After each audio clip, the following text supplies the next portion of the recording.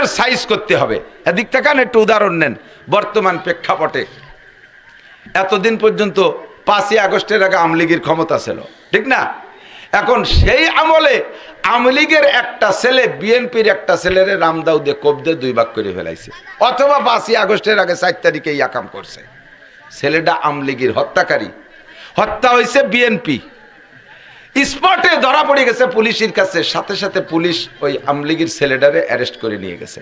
এখন বর্তমান আওয়ামী লীগের অস্তিত্ব বিলুপ্তর পথে। এই মুহূর্তে সেই বিএনপির যে হত্যা হয়েছে ছেলেটা, যারে হত্যা করছে তার বাদী তো রয়ে গেছে, তারা তো কেস করে দিয়েছে। আসামি হলো আওয়ামী লীগের। এই মুহূর্তে আওয়ামী লীগের লাগে বিচার কি হবে বোঝা যাচ্ছে না।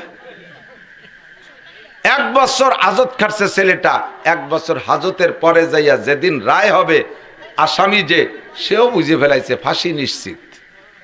কারণ চতুর্দিক দিয়ে বিএনপির তদবির চলতেছে। আর এখন বিএনপি নির্বাচনে না আইসেও তারাই ক্ষমতায়, কাজেই এ জায়গা আর বাঁচতে পারলাম না, মূর্তি হবেই। তার মরণ ফাঁসি অনিবার্য, এটাতে রেকিন হয়ে গেছে, কিন্তু এখনো রায় হয় নাই। এই রায়কে ঘুরানোর জন্যে তার একটা অভিনয় আছে। এই অভিনয়টা যদি ঠিক মতো করতে পারে, হতে পারে এই সময় তার রায় পাল্টে যাইতে পারে। অভিনয়টা কি? সে যাইয়া কাঠগড়ায় দাঁড়াবে চক্ষু বন্ধ করে। 1 বছর জেলে রয়েছে, তার তত্ত্বাবধানে কেউ নাই। যে প্যান্টটা পরে গেছিল তার পাছাও ছিঁড়িয়ে গেছে, গায়ে গতরে কিচ্ছু নাই, মহিলা এই অবস্থায় কাঠগড়ায় চক্ষু বন্ধ করে দাঁড়াইয়া কাঁদতে কাঁদতে 2 চোখ ভেসে যাচ্ছে। কোন ফাঁকে ভয়তে পেশাব হয়ে কাঠগড়া ভেসে গেছে তারও তার হুঁশ নেই। কারণ একটু পরে ফাঁসির রায় হবে, ও নিশ্চিত ফাঁসি হবেই হবে। চোখ বন্ধ করে বসে রয়েছে, জজের দিক চেহারার দিকে তাকায় না। এদিকে তার মা, বুড়ি মা, তার একটা যুবতী বউ আর 5 বছরের একটা ছেলে, এই 3 জন হয়েছে ছিঁড়া বুড়া কাপড় পরিয়ে। মা ডাইছে কান্দিছে, বাবা জজ, বাবা বিচারপতি, কিয়ামতের দিনের বিচারপতি আল্লাহ, জগতের বিচারপতি বাবা তুমি। ও বাবা, তোমারও ছেলে মেয়ে আছে, তোমারও মা বাবা থাকতে পারে। আমার এই বাচ্চাটা, যে ছেলেটা এখন আসামি, ওর বয়স যখন 1 বছর, সেই সময় ওর বাবা মারা গেছে। আমি তাই কোলে করে নিয়ে এতদিন পর্যন্ত বড় হয়েছি। আমার বাবা জীবনে করে দিয়ে একটা মুরগিও জবাই দেয় নাই। আমার বাবা এত নরম, কোন শয়তানের বালাই পড়ে এত বড় অন্যায় করে ফেলাইছে। বাবা, বাবা তোমার কাছে ক্ষমা চাই, তুমি প্রয়োজন হয় আমি তার মা, আমাকে ফাঁসি দিয়ে দাও, আমার বাবাকে বাঁচাই দাও। এভাবে কাঁদতেছে মা। বাবা, আমার বাবাকে যদি তুমি ফাঁসি দাও, এই দেখো তার 5 বছরের বাচ্চাটা এতিম হবে, তোমারও ছোট বাচ্চা থাকতে পারে। এই দেখো আমার বেটার বউটা এ বিধবা হয়ে যাবে, গরিবের মেয়ে আর কোথাও বিবাহ হবে না। বাবা তোমার কাছে পায়ে ধরি, আমারে ফাঁসি দিয়ে আমার বাবাকে বাঁচাই দাও। এইভাবে মা কাঁদতেছে, বউ কাঁদতেছে। স্যার, আপনারও মেয়ে আছে, আমি আপনার মেয়ের মতো, আমার দিক তাকাইয়া আপনার মেয়ের দিক তাকাইয়া স্যার আমার স্বামীকে বাঁচাই দেন। প্রয়োজন হয় আমাকে ফাঁসি দেন, আমার স্বামীকে ফাঁসি দিলে তার বুড়ি মা স্ট্রোক করে মারা যাবে, তার এই দুধের বাচ্চা স্ট্রোক করে মারা যাবে। স্যার আমাকে ফাঁসি দিয়ে আমার স্বামীরে বাঁচাই দেন। বিনয়টা, অভিনয়টা এরকম। ছেলে 5 বছরে তারে শিখে নিয়েছে তার মা, সেও যে কাঁদতেছে, কয় স্যার আমার আব্বারে ছেড়ে দেন, আমার দাদি মারা যাবে। স্যার আমারে ফাঁসি দেন, আমার দাদি মারা যাবে, আমার আব্বারে ফাঁসি দিলি আমার মা মারা যাবে। স্যার আমারে ফাঁসি দেন। অট্টুক বাচ্চা যদি এই কয়ে কান্নাকাটি করে, তাহলে স্যারের একটা বিবেচনার মধ্যে কামড় দেয় না? কলম কামড়ায় ধরে বসে রয়েছে, কি করবো? একদিকে বিএনপির নেতারা দাঁড়ায় রয়েছে সব, এদিকে এই 3 পাগল পাগলি এই কাঁদতেছে, কি করব? আর আসামির বিনয়টা, অভিনয়টা ওরকম। উনি চিন্তা করলেন জীবনে বহুত উল্টোপাল্টা করছি, যা থাকে চাকরি থাকুক আর না থাকুক, দরকারে ফাঁসি আমার হবে, খেলাটা দেখাই দেবো। সাথে সাথে লেহে দিয়েছে বেকসুর খালাস। অভিনয়টা যদি এমন হয়, তাহলে জেনুইন ফাঁসির আসামিও খালাস হতে পারে, পারে কি পারে না? পক্ষান্তরে অভিনয়টা যদি এমন হয় যে ওই বুড়ি যে কয়, জজ আমার ছেলেরে ফাঁসি দিবি, দে, এই যে আছে আমার পোতা নাতি, ও বড় হবে একদিন, তুই রিটায়ার্ড হবি, ওরে লাগাই দেবো তোর কাছে। বউ কয়, ও জজ তুমি খালি আমার স্বামীরে ফাঁসি দাও, কালকে তোমার নামে মামলা দেবো, তুমি আমার সাথে রেপ করছো। কন্দি অভিনয় কারে কয়? ছোট ছেলে কয়, জজ তুই একদিন রিটায়ার্ড হবি, আমি বড় হব, এই শোধ আমি নেব। আর আসামি কাঠগড়ায় দাঁড়ায় কয়, এই মইরে তো যাবো, এই 2 জিলাপি দিদি খাই, 1 বছর সিগারেট খাইনি, একটা সিগারেট দিদি ধরে হেনে টানে। অভিনয়টা যদি এমন হয়, তাহলে বিচার কি হবে? বলবে যে এটার ফাঁসি আর ওই 3টের যাবজ্জীবন। কথা কোন ঠিক কিনা? আমার আজকে রাত্রে কি লিখতেছে জানি না, ফাঁসি লিখতেছে, পরাজয় লিখতেছে, ক্ষতি লিখতেছে, আমার ঘর বাড়ি পুড়ে যাবে লিখতেছে, আর আমি সে জায়গা হালুয়া রুটি খাই, আমি গরু বিরিয়ানি খাই, আর আমি সে জায়গা জিলাপিকে হাসা হাসি চেদরা চেদরি হরি। আল্লাহ কাছে যা, ওই যা যা লিখছি ওই থাকবে, যা। হতে পারে কিনা? কাজে রাতটা কি হবে? কুমলাইলাহা, রাত্রে জাগে ইবাদত করবা, হালুয়া রুটি বাদ, গরু পোল্ট্রি বাদ, বিরিয়ানি পোলাও বাদ, জিলাপি বিস্কুট বাদ, মসজিদে কোনো জিলাপি আনবেন না, কোনো বিস্কুট হবে না, শুধু কান্নাকাটি হবে, রাতভর কাঁদবেন, আল্লাহ রব্বানা আতিনা ফিদ দুনিয়া হাসানা ওয়া ফিল আখিরাতি হাসানা ওয়া কিনা আযাবান নার, আতিনা ফি দারে দুনিয়ানা হাসান, আতিনা ফি দারে উকবানা হাসান। আল্লাহ দুনিয়ারও শান্তি চাই, আখিরাতেও শান্তি চাই, দুনিয়াও কান্তি চাই না, আখিরাতেও কান্তি চাই না। কতক্ষণ ঠিক কি ঠিক না? আল্লাহ সব আপদ বিপদ থেকে হেফাজত করো। আল্লাহ পাক একেবারে মাগরিবের থেকে নিয়ে ফজর পর্যন্ত আল্লাহ নিজেই ডাকতে থাকবেন, আলা মুস্তাগফিরিন ফাগফিরালা, হে গাজা করে আবা কর ফেনচিডিল হিরোইন কর জিনা কর ব্যভিচার অন্যায়কারী চোর ডাকাত লুচ্চবদ যারা আছিস, চলে আয় চলে আয়, আমি আজকে তোরে ক্ষমা করে দেব।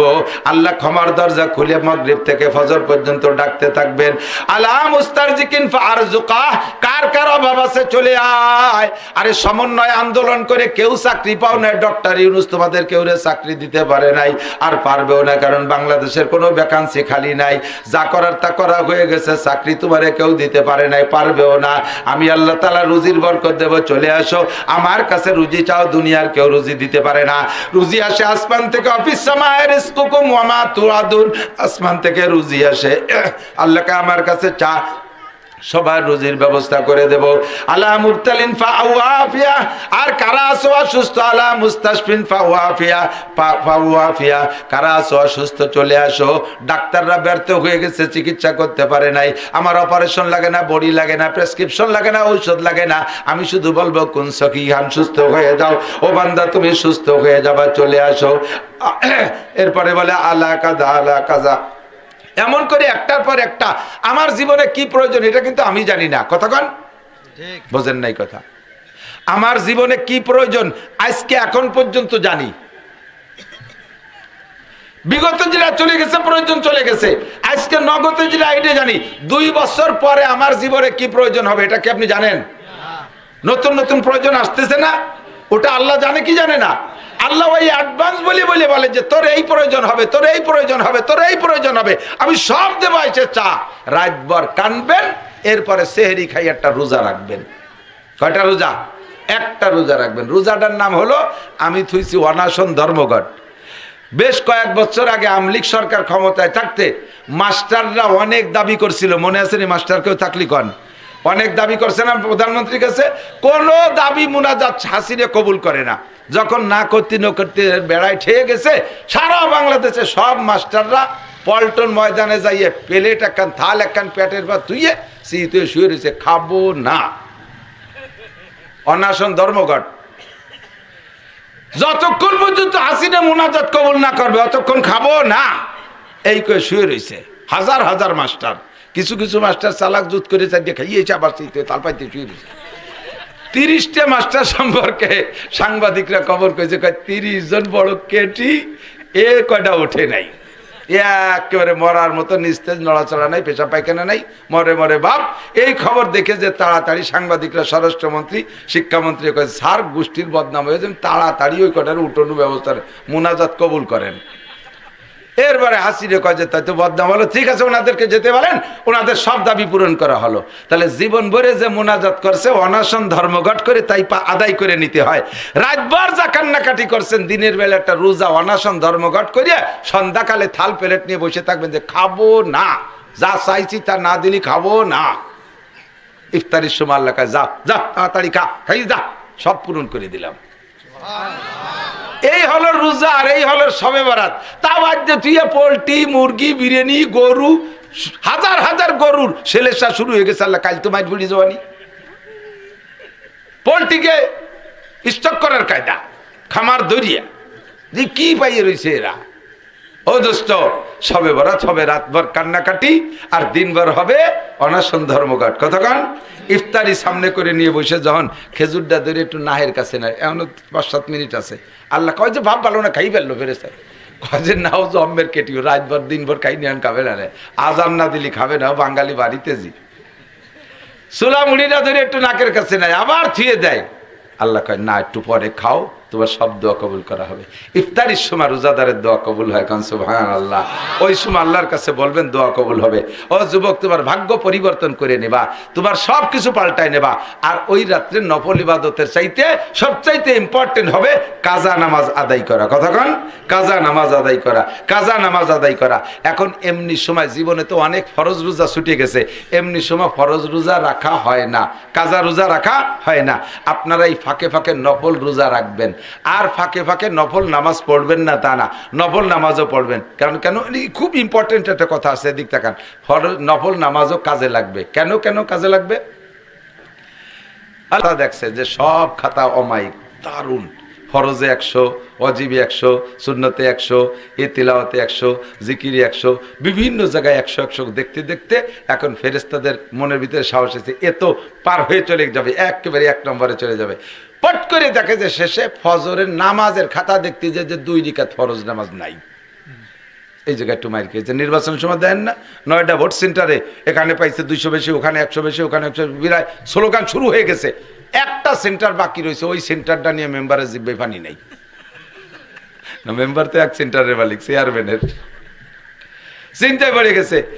যখন এগেনস্টের যে চেয়ারম্যান প্রার্থী, সে কাছাকাছি ভাবে চলে আসছে, আর একজন জয়ের দিকে চলে গেছে। সারা ইউনিয়ন করে স্লোগান জয়ের পক্ষে চলতেছে। এক সেন্টার বাকি রয়েছে, এই সেন্টারটা নিয়েও যার নামে জয় সে টেনশনে থাকে। আল্লাহ, ওই সেন্টারটা তো ওই চেয়ারম্যানের বাড়ির ধারে, ও যদি দেয় যে গড়ে কম পড়ে গেছে, সেখানে কলেজে 1টা ভোট ফরিদপুর নিয়ে গুনতে হবে। এরকম একটা সুন্নত আছে না আমাকে দেশে?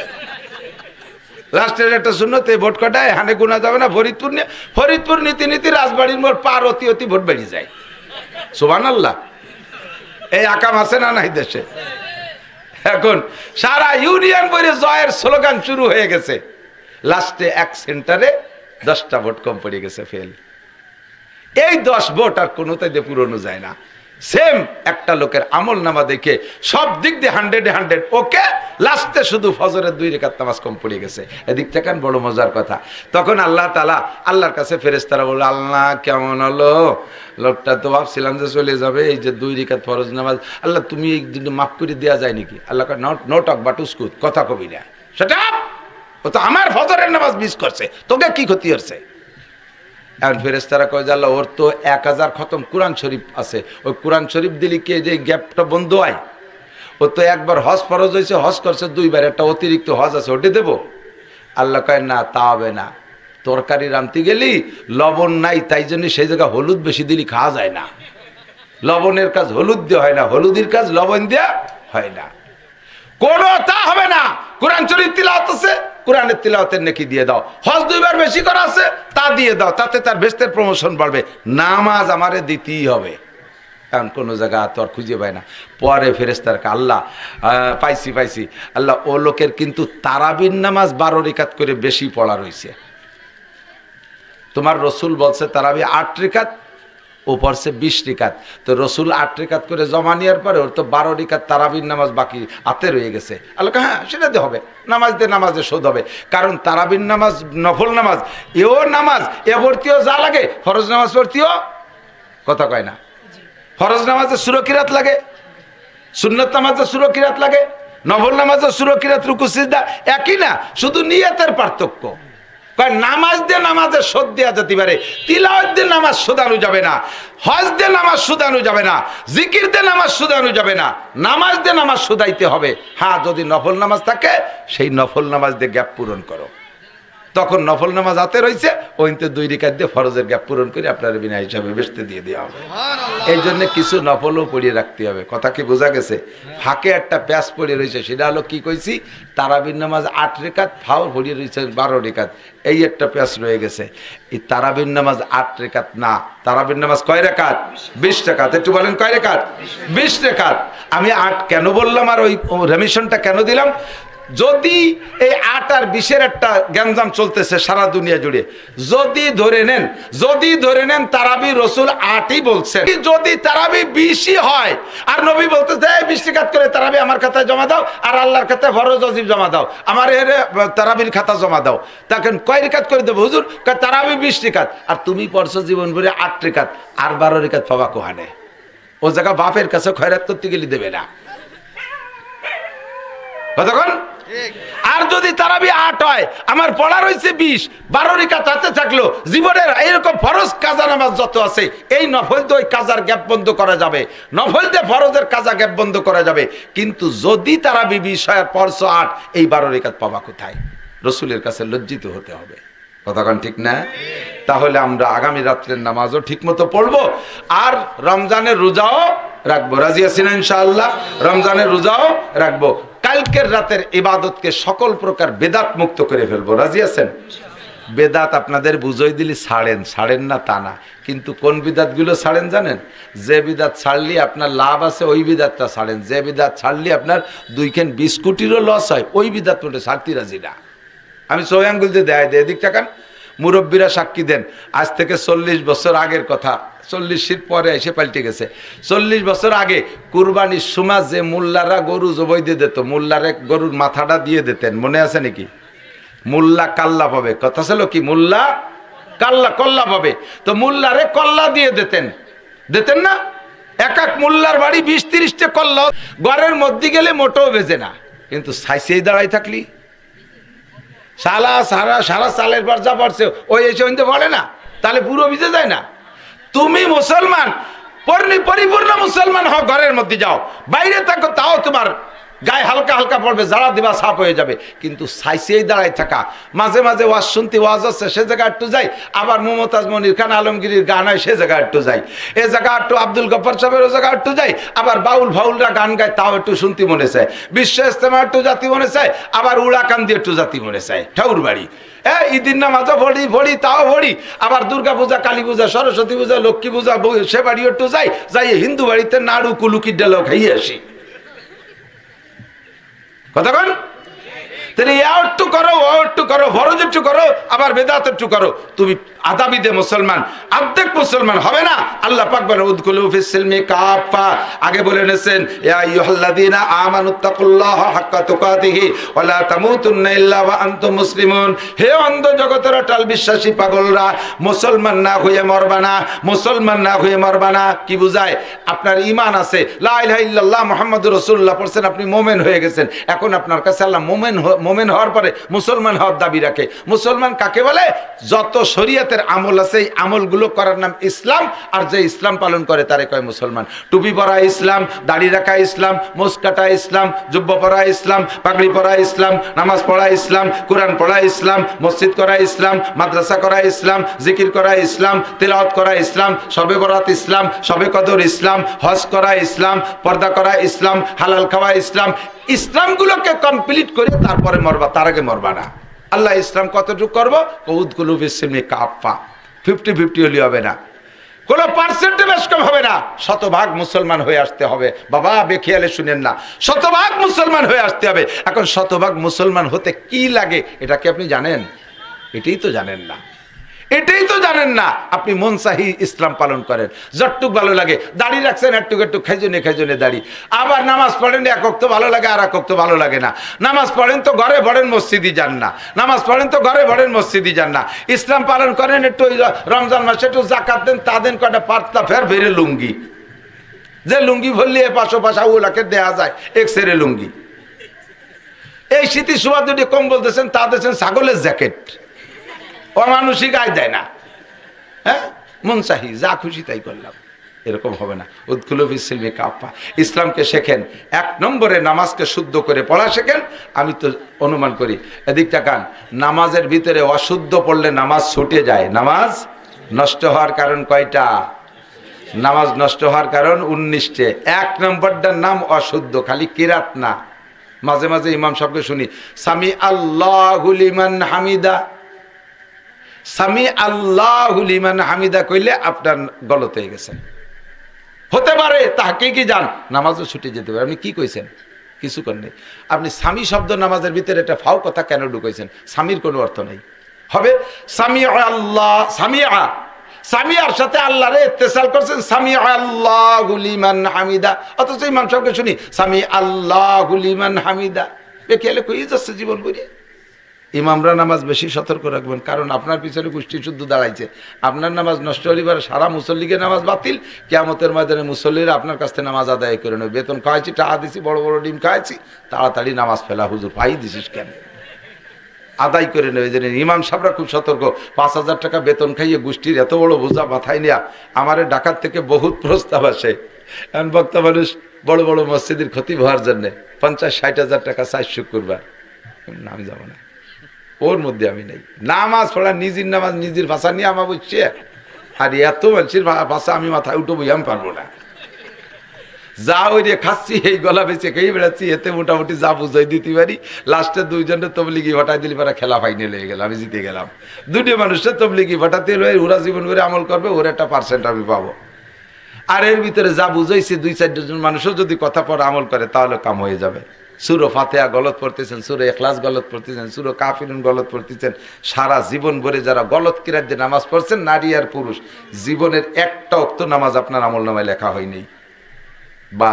বাদ দিলে দিতে পারেন, তাহলে তো আর হুজুর বড় এন বুড়ো কালে ও শুদ্ধ হয়ে পড়াও সম্ভব না। আর পড়িয়ে যদি তা না হয়, তা খাটি পিঠে এই শীতকালে ও জীবনে এই কষ্ট হতে যাবো কেন?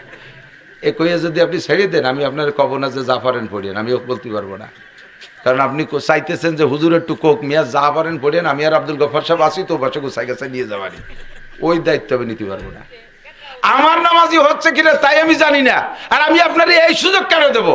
নামাজ ভাঙ্গার কারণ 19টা।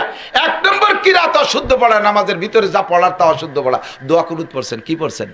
ওয়ানাশকুরুকা পড়তে হবে, ওয়ানাশকুরুকা পড়েন, ওয়ালা নাকফুরুকা। আপনি বলছেন কি?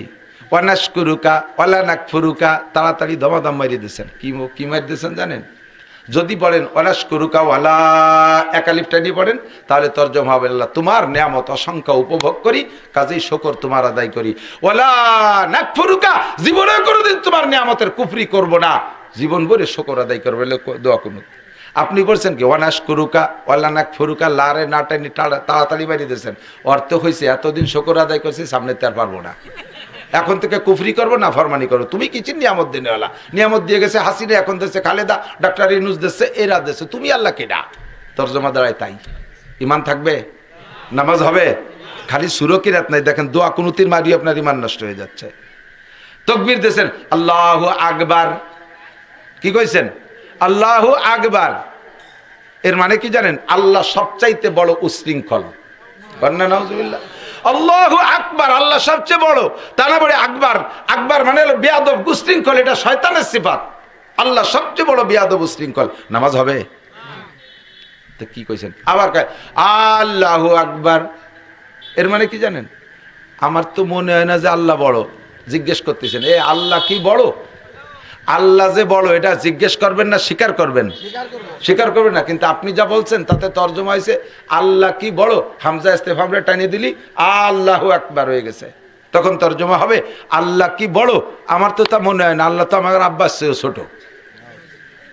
আল্লাহ কি বড়? নামাজ হবে? এই যে কথা আবার কর, আল্লাহু আকবার, আল্লাহু আকবার, আছে না? অনেকে বুড়োরা পাবলিক রে ইকামত দেওয়ার জন্য ঠোঁটে একেবারে আলতা মাহায় যে আগে দাঁড়ায়, কি কসু ইকামত দেন, ওই মাতুবাড়ির মধ্যে উঠে যাবেনই না। যতটা পারেন এড়াই থাকতে, উম্মতের বোঝা নেবেন না। একা একা ভুল করতেছেন, একা একা মাইর খাবেন।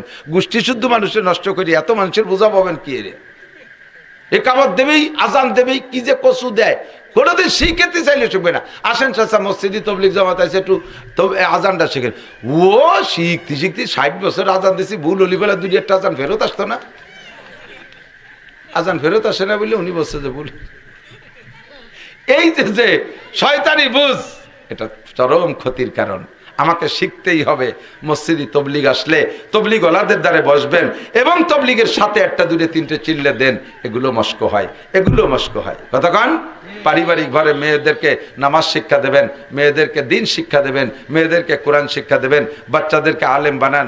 আল্লাহর রহমতে একবারই যদি একটা আলেম হয়, ওই আলেমের ওসিলা ওই পরিবারের বাকি সদস্যরা অনেকটা জাননেওয়ালা হয়ে যায়, অনেকটা জাননেওয়ালা হয়ে যায়।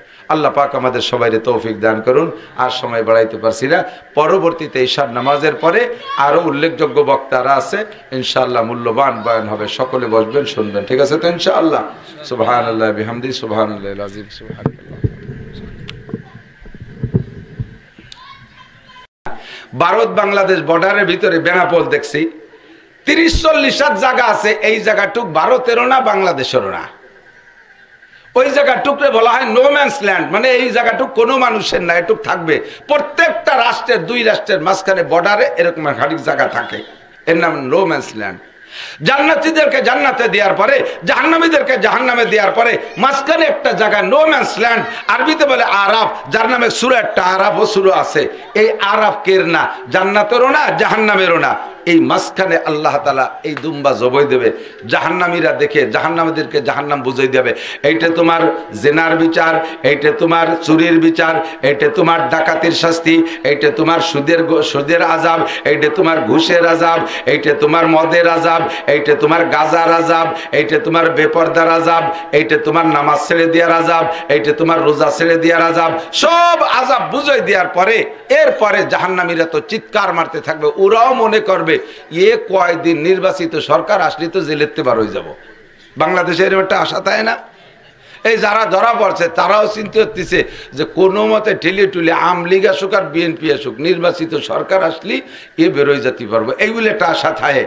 কিন্তু ওই জায়গা জাহান্নামীরা দুনিয়ার থেকে তো এই পার্টি তো বেশি যাবে, ওরাও মনে করবে যে দেহি কোনোভাবে নির্বাচন হয় নাকি জাহান্নামের মধ্যে তালি একটা কায়দারে বেরোয় যাব।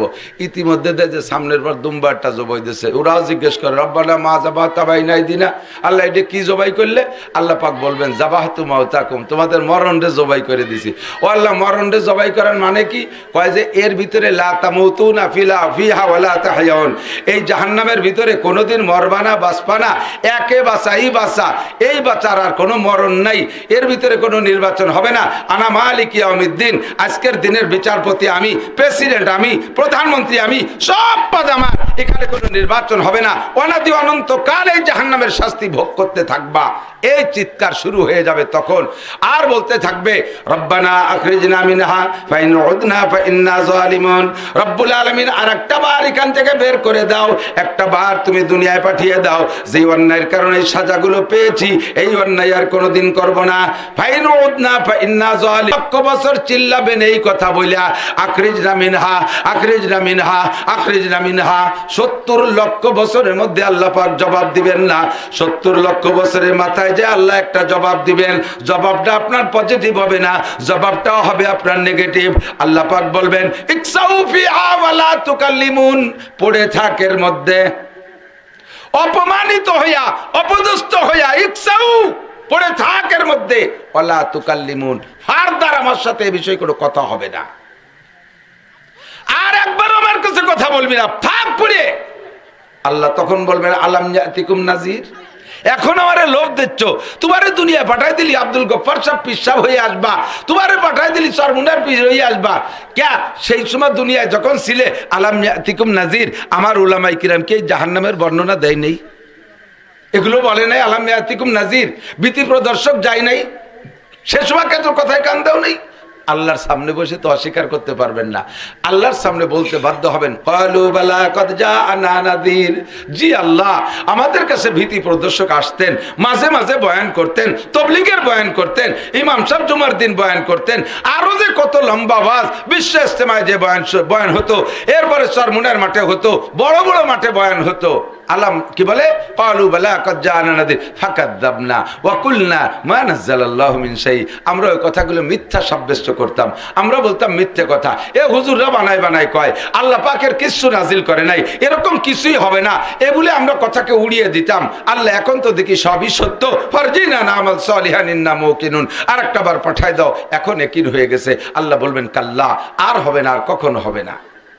অনাদি অনন্তকাল, মনে আছে অনাদি অনন্তকালের টাইম, এই সরিষা ভান্ডার লক্ষবার ভরবে আর নিতে থাকবে, আখেরাতের হায়াত শেষ হবে না, নেবে 1000 বছর পরে এক একটা সরিষা, এর নাম হলো আখেরাত। এর সামনে দুনিয়ার হায়াত একেবারে কম, দুনিয়ার হায়াত একেবারে কম। এখন আমি যে জায়গা থাকবো যতটুক, সে জায়গার জন্য করব ততটুকু, এইটাই বুদ্ধিমানের কাজ না? এটাই বুদ্ধিমানের কাজ না? আখেরাতে থাকবেন অনাদি অনন্তকাল, তার জন্য করবেন সেই পরিমাণ। দুনিয়ায় থাকবেন, যে জগৎ যেমন সে জগতের সবকিছু তেমন। খেয়াল করতেছেন নাকি? ওলামায়ে কেরামও মনে রাখেন, আমাদের এলাকায় এই যে ছোট ছোট খালবিলির ভিতরে এই 2 মাথা চুক্কা এক প্রকারের মাছ ভেসে থাকে, আমাদের এদিকে কাইলে মাছ, ঠিক আছে না? ওগুলো কি এত বড় বড় হয় নাকি? দিক এটুক এটুক না, সাগরের থেকে ওই কাল্লি আসে, দেখছেন কত বড়, আইড় মাছের মতো একটা। তাহলে সাগর বড়, তার কাল্লিও বড়। চোখ বাইছে দিয়ে এক প্রকারের মাছ চলে, লাফাই লাফাই চলে জায়গায় জায়গায়, খল্লা কয়, ঠিক আছে নাকি? আমাকে এইসব নদীর খল্লা একটুক একটুক, আর সাগরের খল্লা সে গজার মাছের সে মোটা। সাগর বড়, তার কি কয় খল্লা মাছ বড়। আমাদের এলাকায় চেলা মাছ একটুক একটুক, আর সাগরের তে চেলা আছে সে ইলিশ মাছের অর্ধেক অর্ধেক সাইজ, এত বড় একটা। সাগর বড়, তার চেলা বড়, ঠিক কিনা? দুনিয়া যেমন তার মিনিট ঘন্টা টাইম সেকেন্ড, তেমন আখেরাত যেমন বড়, তার মিনিট ঘন্টা সেকেন্ড ওইরকম বড়। তা আখেরাতের ওই লম্বা বছর, লম্বা সপ্তাহ, লম্বা মাস, লম্বা দিন, লম্বা ঘন্টা, লম্বা মিনিট, লম্বা সেকেন্ডের তুলনায় আপনি যদি দুনিয়ায় যে 64 বছর হায়াত পেয়েছেন, এই 64 বছর হায়াত আপনার জন্য আখেরাতের মিনিটের সামনে 2.5 থেকে 3 সেকেন্ড। কটুক 2.5 থেকে 3 সেকেন্ড। 3 সেকেন্ড কটুক একটু বুঝে নেন। 1 2 3 হয়ে গেছে 3 সেকেন্ড। এই টাইমের জন্য আপনি কয়টা দালান বানানোর দরকার বানান, এর জন্য কয় বিঘে জমির দরকার কেনেন, এর জন্য কয়টা মার্কেটের দরকার বানান, একটু টাইমের জন্য কয়টা বিয়ে করার দরকার করেন। 1 2 3 হয়ে গেল, শেষ, দুনিয়ার হায়াত শেষ। এই অল্প একটু সময়ের ভিতরে কামাই করতে হবে, আখেরাতের মোটা কামাই। যে জায়গায় থাকবো যতটুক সে জায়গার জন্য করব ততটুক, ঠিক না? যে জায়গায় থাকবো যতটুক সেখানের জন্য করব ততটুক। আপনারা ঢাকা যান কোন জায়গায়? ঢাকা ফরিদপুর থেকে গাড়িতে ওঠেন না? ফরিদপুর যে কাউন্টারের থেকে গোল্ডেন লাইন আরো যা আছে, এই গাড়িতে আপনি ওঠেন, মাসে 2 বার ঢাকা যান। তো ঢাকা যাওয়ার আগে টিকিট কেটে নেন, তো অনলাইনে টিকিট আছে। টিকিটের অপর পৃষ্ঠায় দেখবেন কয়েকটা শর্ত লেখা আছে, তার ভিতরে গাড়ি ছাড়ার 15 মিনিট আগে কাউন্টারে উপস্থিত থাকতে বাধ্য থাকিবে, আছে না এরকম? তা আপনি মাসে 2 বার ঢাকা যান, আর ওই 2 বারের জন্য 15 মিনিট আগে আপনি কাউন্টারে যান। ওই জায়গা কাউন্টারে 15 মিনিট আগে গেলে একটু বসতেও লাগে, বসাও প্রয়োজন হয়, আবার কখন একটু পেশাব টেশাবের জরুরত হয়, কি হয় না? এখন মাসে 2 বার ঢাকা যান, 15 দুগুণী 30 মিনিট। এইভাবে 30 মিনিটের জন্য ও জায়গা যাইয়া আপনার প্রয়োজন যা যা আছে, এই প্রয়োজনীয় আসবাব কি ও জায়গা তৈরি করেন। কখনো কি কোনো বড় লোক ওই জায়গাটা পাকা পায়খানা বানাইছে যে মাসে 2 বার 15 মিনিট এসা লাগে? ওই জায়গায় একটা রুম বানাইয়া সোফা সেট দিয়ে তৈরি করে রাখে কোনো বড় লোক, যে জায়গা মাসে 2 বার আসা করে লাগে 30 মিনিট একটু বসবো, কিছুর জন্য কিছু না, ও পেশাব আসলে ভাঙ্গাটে রাখে, তলে যাইয়ে ব্যাগ কাজ করে একটু বসে টুসে উঠে চলে আসতে হয়, ঠিক না? বসা লাগলে শোভা লাগে না, ব্যাগটারে ভাষার তলে দি 15 মিনিট। এই বলে হুদে উড়াই দিয়ে 15 মিনিট কাটাই দেন। যদি তাই করেন, এটা আপনার জ্ঞানীর কাজ। ও জায়গা যদি কোনো জমিদার বড় লোক কয় মাসে 2 দিন 2 বার 15 মিনিট থাকা লাগে, এখানে আমার একটা 6 তলা একটা বিল্ডিং করতে হবে, এখানে সোফা সেট রাখতে হবে, এখানে আলাদা একটা বিয়ে করে একটা বউও রাখতে হবে, কারণ 15 মিনিট থাকা লাগে, কার বোধ দিক চেয়ে থাকবো, এই বলে যদি ওই জায়গা আপনি এখানে 15 মিনিটের জন্য বিয়ে ওই সোফা সেটটা ইত্যাদি দামি পায়খানা বানান, তাহলে দুনিয়ার সবাই আপনারা দীক্ষা দেবে, আবালের বেটা আবাল, পয়সা বেশি হয়ে গেছে, জানেন এই পরিমাণ পয়সা ডালো, হ্যাঁ পয়সা বেশি হয়ে গেছে। এলাকায় কত এতিমখানা গরিব মাদ্রাসা, তাকে দিকে 15 মিনিটের জন্য এ জায়গা ব্যাগ ফাঁসার তলে তুই বসলি হয়ে গেল, আর ওই ট্রাকের তলে যেটু পেশাব করে আসলি হয়ে গেলে, এ জায়গা দালান বানাইসকে, তারা দীক্ষা দেবে কি দেবে না? 15 দুগুণে 30 মিনিট, মাসে 30 মিনিট, আর বছরে কয় ঘন্টা? 6 ঘন্টা। তার জন্য যদি দালান বানাইলে আপনি ধিকৃত হন, তার জন্য যদি আপনি বেশি শোনেন, তাহলে আখেরাতের তুলনায় 3 সেকেন্ডে যদি এত বড় দালান বানান কে? এটা মানুষের স্বভাবে টানে, তাই বানাই। কতক্ষণ? এখন এই লম্বা হায়াত ওই জায়গায় থাকতে হলে আমাকে এই জগতের থেকে ইনকাম করে নিয়ে যেতে হবে। ইনকামগুলো কি কি তাই আমি 2-3টে বলে দেবো। ওই কথাটার একটা প্যাচ রয়ে গেছে, সেই প্যাচটা ছাড়াই দিয়েছি। সেটা হলো নামাজ পড়লে না পড়লে গুনাহ হয় না, রোজা না রাখলে গুনাহ হয় না। এই যে একটা কথা বলে ফেলছি, ওই কথাটা যাইয়ে কালকে চাঁদ দোকানে বলবেন, দেখবেন যে সবাই আমার কাফের ফতোয়া দিয়ে গেছে। এই মৌলানা নাসির কইছে নামাজ না পড়লে রোজা না রাখলে গুনাহ হয় না, কাজেই আর নামাজ পড়ার দরকার নেই। দেখবেন যে খেলা কারে কয়, আর যদি ফেসবুকে চলে যায় ছালিয়ে ফেলাই দিবেন, আমার বরণের কাপড় খুলিয়ে ফেলাই দিবেন, হুজুরগিরি ওরাই ছেড়ে দিবেন, ওয়াজ করে এই বেড়ে তা বন্ধ হয়ে যাবে। এই জায়গার সমাধান নিয়ে নেন। এদিক তাকান, আপনি একজনের কাছে 300 টাকা দিন। আমাদেরও এলাকার একটা বাস্তব খবর বলি। এক দরবেশ সাহেব এক ডাক্তারের কাছ থেকে 300 টাকার ওষুধ খাইছে। খাওয়ার পরে আজ দেই কাল দেই পশু দেই করতে করতে 1 বছর 2 বছর 3 বছর চলে গেছে।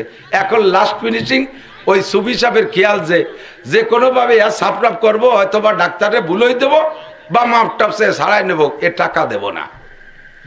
এই করতে করতে 3 বছর চলে যাওয়ার পরে সুফি সাহেব চলে গেছে তবলিগি 3 চিল্লে যাইয়া ওখানে যে শুনছে খুব কড়া কড়া আওয়াজ যে আল্লাহর হকে গুনাহ করলে আল্লাহ গুনাহ তওবায় মাফ করে দেয়, কিন্তু মখলুকের হক নষ্ট করলে এটা আল্লাহ ক্ষমা করতে পারে না। আইল ঠেলছেন, জমি ঠেলছেন, জমি ফেরত দিতে হবে। জাল দলিল করে জমি নিয়েছেন, জমি ফেরত দিতে হবে। বাসের ভাড়া দেন নাই, কালকে যে কোম্পানিরে দিয়ে আসতে হবে। খেয়াবারের টাকা দেন নাই, কয় বছর যাইয়ে পারের টাকা দিয়ে আসবেন জায়গা মতো। দোকানে মাল কিনে কয় মাস সপ্তাহ আমার এই বাকি দাও, আগামী শুক্রবারে দেবো। বছর ভরে শুক্রবার চলে যায়, তার সেই শুক্রবার মোটে আসে না।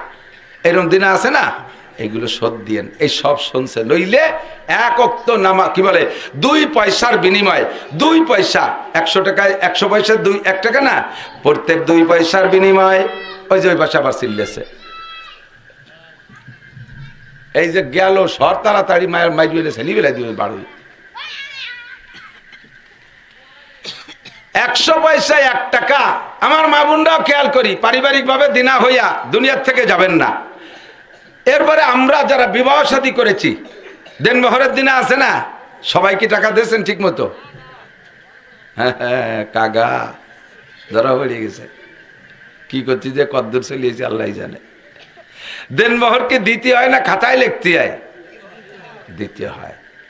দুনিয়ার থেকে দিয়ে যান নাই, চাষি কিয়ামতের ময়দানে পুলসিরাতের উপরে দাঁড়াইয়া গলা টিপে ধরবে, হ্যাঁ বুড়ো কুম বিজলিল্লাহ দাঁড়াও। এদিক দিয়ে ওদিক দিয়ে মানুষ তো পুলসিরাত পার হওয়ার জন্য ব্যস্ত, এদিক দিয়ে যানজট হয়ে গেছে। আল্লাহ জিজ্ঞেস করবে, যাই ফেরেশতারা ও জায়গায় যানজট হয়েছে কা, ভিড় ঠেয়ে কা? আল্লাহ এই উল্টো দিক দিয়ে বুড়িয়ে শেখ বুড়োর গলা চিপে ধরছে।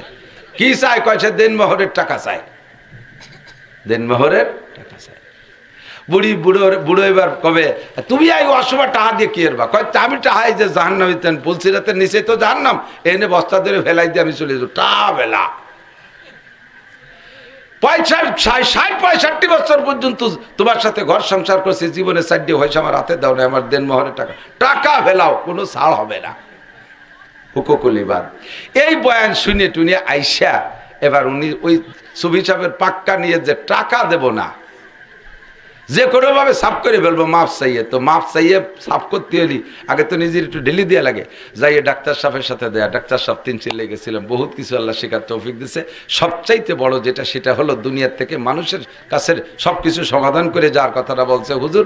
এই জন্য আমি নামছি যে পুরো গ্রাম ভরে আমিও মাফ করে দেবো সবাইরে, আর মাফও চাইয়ে নেবো, সাফসুতরা হইয়া মরণের জন্য রেডি হবো। তো প্রথমে এসে আপনার কাছে আমার অফার হলো, জীবনে আমারে যত শক্ত কথা বলছেন সব মাফ করে দিলাম। ওনার ডুক দিয়ে দিছে। আর আমি যদি আপনার কাছে কোনোভাবে কোনো ভুল করবে, কোনো পয়সা করি আমার পাওনা থাকে, ওর দাবি দাবা নাই, মাফ করে দিলাম। আমি সাফ করে দিলাম, আপনার আমার নিয়ে কোনো টেনশন করবেন না। আপনিও আমারে যদি আমি কোনো কথাবার্তায় কষ্ট দিয়ে থাকি মাফ করে দেন, আর যদি কোনো লেনদেন দেনা দায়িত্ব থাকে সেগুলো মাফ করে দেন। তো ডাক্তার সাহেব বলতেছে সব মাফ করে দিলাম, সে ওষুধই 300 টাকা ফেলাও, সব মাফ, ওষুধই 300 টাকা ফেলাও। তা মাফ সালাম কি? মাফ চাইছো, যেটা মাফ করছি সেটা হলে টাকা দেওয়ার কথা ছিল 3.5 বছর আগে, এতদিন দেও নাই যে গুরু হইছে, এই গুল্লি মাফ করে দিছি, টাকা ফেলা, তোর সুফিগিরি ছুটোই দেবো। আল্লাহ তাই কয়। এদিক তাকান, নামাজ পড়ার দরকার ছিল, ফরজ হয়েছে 20 বছর আগে, পড়েন নাই, 20 বছর ঘুরাইছেন, এই যে অন্যায় আস্তাগফিরুল্লাহ করেন, সেই অন্যায় মাফ করে দেবে। কিন্তু টাকা ফেলাও, নামাজ দাও, টাকা ফেলাও, নামাজ দাও। রোজা রাখা ফরজ করছি তোর উপরে 10 বছর আগে, সেই বছরে রোজা রাখিস নেই, সে সময় তুমি চাকরি ভাঙ দে, হ্যাঁ রোজা রাখলে পরে শরীর ঢিলে হয়ে যাবে না, সামনে রমজান মাসে ভুলিছু লোক নেবে, সেই সময় কাজু বাজু দিয়ে ভুলি নেবে না, এই তুমি চাকরির জন্য রমজানে রোজা রাখছো, এই 10 বছর মেরে ঘুরেছিস, রোজা রাখিস নেই, রোজা ফেলা আগে, সমস্ত কাজা রোজা রাখতে হবে, সব কাজা রোজা। হজ ফরজ করছি গতকাল আগে, 7 দিন করিস রেখে, 1 দিন আমার ঘুরেছিস, এই গুল্লির গুনাহ মাফ করে দিলাম, আস্তাগফিরুল্লাহ, হজ ফেলা। কথা কি বুঝছেন? এই জন্যই বলা হয় নামাজ না বললে গুনাহ হয় না। কি হয়? ওই নামাজে পরিশোধ করতে হবে, নামাজ পরিশোধ করতে হবে, নামাজ পরিশোধ করতে হবে, কোনো ছাড় হবে না। আল্লাহু আকবার। তো দোস্ত, সারা জীবন ভরে নামাজ কাজা করছেন, এমন কাজা নামাজ আছে না নাই? মৌলানা বলতেছিলেন, আমি একটু যারা শুনছি, 1 লক্ষ বছর পর্যন্ত নফল ইবাদত করলে যেই নাকি ফজরের 2 রাকাত ফরজ নামাজের দাম তার চাইতে কোটি কোটি গুণ বেশি। বোঝে নাই রে, খেয়াল করে নাই। 1 লক্ষ বছর হায়াত পাইছেন, নফল নামাজ আর নফল রোজা আর সারা রাত ওই লোকটার মতো কান্নাকাটি করছেন। আপনার এই 1 লক্ষ বছর নফল ইবাদতকে এক পাল্লায় রাখবেন, ফজরের 2 রাকাত ফরজ নামাজ আর এক পাল্লায় রাখবেন, এইটা তুলোর বস্তা হয়ে যাবে, ওইটা হয়ে যাবে 1000 মণে পাথরের ওজন। কাজেই আমি একটা সুপরামর্শ দেব, নেবেন? আগামী রাত্রে নফল ইবাদত করার ইচ্ছে আছে না? নফল নামাজের দরকার নেই। পিছনে যার যে কাজা নামাজ আছে না, এই উমরি কাজাগুলো আদায় করেন, আল্লাহরে ওই দিনা শোধন। দিনা শোধ হয়ে ব্যাগটাই কান্দে দেন, আল্লাহ সময় মতো ভরার দরকার ছিল পড়ি নেই, 3 বছর আগে টাকা দেওয়ার কথা ছিল দেই নেই, এই গুনাহটা মাফ করে দাও, এই যে তোমারে নামাজ দিলাম। কথা কি বোঝা গেছে? যত নফল নামাজ আছে বাদ দেন। খুদার কসম কিয়ামতের ময়দানে আপনাদের পাবলিকের কাছে আল্লাহ তাআলা ইশরাকের নামাজ চাইবে না, তাহাজ্জুদের নামাজ চাবে না, আবিরের নামাজ চাবে না, শাস্তের নামাজ চাবে না, শবে বরাতের নফল চাবে না, শবে কদরের নফল চাবে না, রমজান শবে বরাতের নফল রোজা চাবে না, মুহররমের নফল রোজা চাবে না। আপনার কাছে ফরজ ইবাদত চাওয়া হবে। এই ফরজ ইবাদতের ঘাটতি সুযোগে সুযোগে গনে গনে একটু ভরি আগায় রাখেন। আমি কি বুঝতে পারছি? কিভাবে পড়বেন এই একটা সিস্টেম একটু জানা থাকতে হবে। কালকে রাত্রে যে তারা নফল পড়বেন বেশি, ঈশার ফরজ সুন্নাত পড়ার পরে বেতেরও পড়ে ফেলেন, বেতেরও পড়ে ফেলেন। বেতের পড়ার পরও নফল পড়া যায়, দোষ নাই, কাজাও পড়া যায়, দোষ নাই। আপনি বেতেরও পড়িয়া এরপরে আপনি দাঁড়ায় যাবেন, নিয়ত করবেন আল্লাহ, তকবীর একামত লাগবে না, আল্লাহ আমার জীবনে সর্বপ্রথম যে ফজরের ফরজ নামাজ ছুটছে, শুধু ফরজের কাজা আর বেতেরের কাজা, ফরজ আর বেতেরের কাজা, সুন্নতের কাজা নাই, আমার জীবনের প্রথম ফজরের কাজা নামাজ পড়তেছি, আল্লাহু আকবার। 2 রাকাত হয়ে গেল, তারপরে জোহর, আল্লাহু আকবার, এরপরে শুধু তারপরে কবেন, তারপরে আসর, আল্লাহু আকবার, তারপরে মাগরিব, আল্লাহু আকবার, তারপরে ঈশা, আল্লাহু আকবার, তারপরে বেতের, আল্লাহু আকবার, তারপরে ফজর, আল্লাহু আকবার, তারপরে জোহর, আল্লাহু আকবার। 10টা ওয়াক্ত যদি কমাতে পারেন তাহলে কমপক্ষে কত বছর জাহান্নাম থেকে বাঁচতে পারলেন? আমি কি এটা সুপরামর্শ দিছি? কতক্ষণ? আর একটা বাঁচার উপায় হলো, আপনাকে দিনা যেহেতু শোধ হতেই হবে, দিনা শোধ হতেই হবে, আমার দিক দিনা শোধ হতেই হবে যেহেতু, কাজেই আপনার এই দিনা পরিশোধের 2টা পদ্ধতি। আরেকটা হলো এই 50 বছরের 25 বছরের 50,000 রক্ত আপনি এখন কিভাবে শোধ দেবেন? 3টা পদ্ধতি। একটা হলো প্রত্যেক অক্তে আপনি একটু আগে যাবেন। যুবক আমার দিক খেয়াল, প্রত্যেক অক্তে একটু মসজিদে আগে যাইয়া 4 রাকাত ফরজ নামাজের টাইম, সুন্নত যদি পড়া লাগে পড়লেন, এরপরে 4 রাকাত ফরজের টাইম হাতে রেখে একটু আগে যাবেন। প্রত্যেক ওক্তে জোহরের সাথে 1 ওক্ত জোহরের কাজা পড়ে দেন, আসরের সাথে 1 ওক্ত আসরের কাজা পড়ে দেন, মাগরিবের সাথে, মাগরিবের আগে হয় না, মাগরিব পড়ার পরে আওয়াবিন বাদ যাক, আপনি 1 ওক্ত মাগরিবের 3 রাকাত কাজা পড়ে দেন। ঈশার সময় আপনি ওই 2 রাকাত হালকি নফলের দরকার নেই, আপনি পড়ে দেন 1 ওক্ত ঈশার নামাজ পড়ে দেন। এমন করে ওক্তে ওক্তে একটা ওক্ত করে আগাতে থাকেন। আর একটা পদ্ধতি হলো, আল্লাহ তাআলা যদি মেহেরবান, আল্লাহ ইচ্ছা করে, সেটা তার দয়া, সেটা হলো জামাতে মসজিদে নামাজ পড়লে, জামে মসজিদে জামাতে নামাজ পড়লে 1 ওয়াক্ত নামাজের বিনিময়ে 527 ওয়াক্ত নামাজের সওয়াব দেওয়া হয়। কত? জামে মসজিদের কারণে 500 গুণ আর জামাতের কারণে 27 গুণ, 1 ওয়াক্তের বিনিময়ে 527 ওয়াক্ত নামাজ দেওয়া হয় আপনাকে। আল্লাহ তাআলা যদি ইচ্ছা করে এই যে বোনাসটা দিচ্ছে অতিরিক্ত, এইটা দিয়ে আপনার ওই পিছনের গ্যাপ গর্ত বন্ধ করে দেবে, তা আল্লাহ দিতে পারে। এটা মেহেরবান আল্লাহর কাছে সপর্দ।